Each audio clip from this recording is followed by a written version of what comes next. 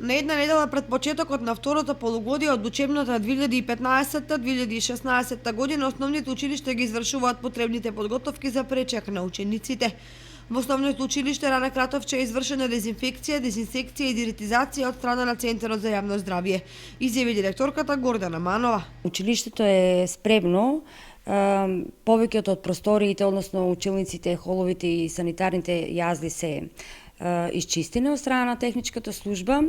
Останува на крајот на неделата, наредната недела планираме пред почетокот да се изврши и целосна дезинфекција на училиштето.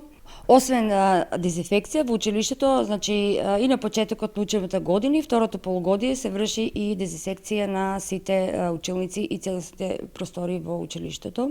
И останатите основни и средни училишта се подготвуваат за почетокот на второто полугодие од учебната година, која ќе започне на 21 јануари.